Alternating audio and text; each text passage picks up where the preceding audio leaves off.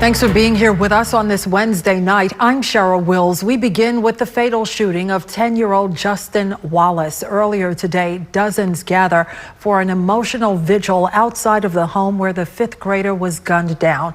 This just one day after the suspected shooter turned himself in. 29-year-old Jovan Young arraigned on a number of charges today, including murder and criminal possession of a weapon. He faces 25 years to life if convicted, and he's due back in court next week. Tonight, family members setting up a GoFundMe to help pay for the little boy's funeral. Angie Gonzalez has been following this tragic story all week. She's live in Edgemere with the latest developments tonight. Angie. Yeah, you know what, Cheryl, this event was about honoring Justin Wallace, but it was also about highlighting the gun violence happening here in the Rockaways. Community members and leaders want to make sure that while this event is, of course, important, that in the weeks to come, that people don't forget about the Rockaways and things that need to change here.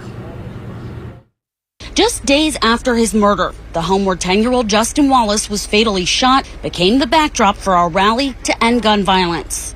We're here today to honor the life that was lost. The event was organized by Rock Safe Streets, an anti-violence program based in the Rockaways.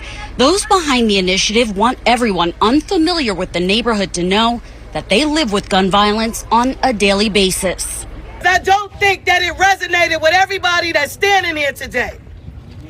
We're talking about from May 1st, 2021 to June 5th, 2021, which is 39 days, 6 people shot. They believe of the more than 100 people that came to the event, that everyone there has the ability to be part of the solution. That includes candidates running for public office who were in attendance. We don't just show up when it's a high-profile situation. Every day my team is here canvassing these streets, trying to figure out who has problems with who. Amongst those in the crowd, family members of other gun violence victims. 35-year-old Edwin Lopez's nephew, Alexander Wilkerson, was shot to death in May of last year.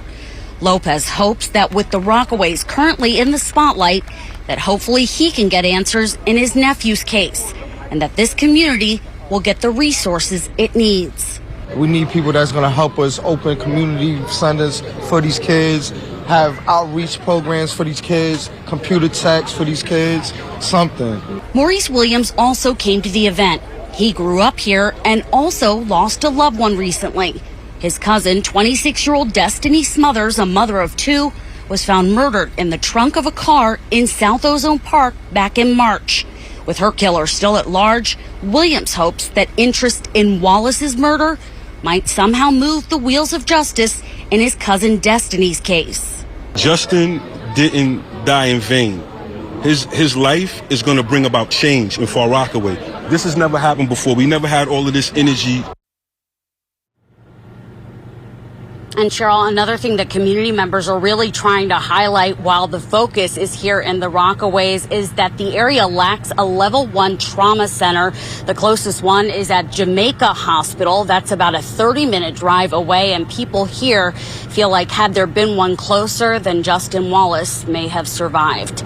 Cheryl. Angie Gonzalez leading us off tonight, moving from Queens to Manhattan.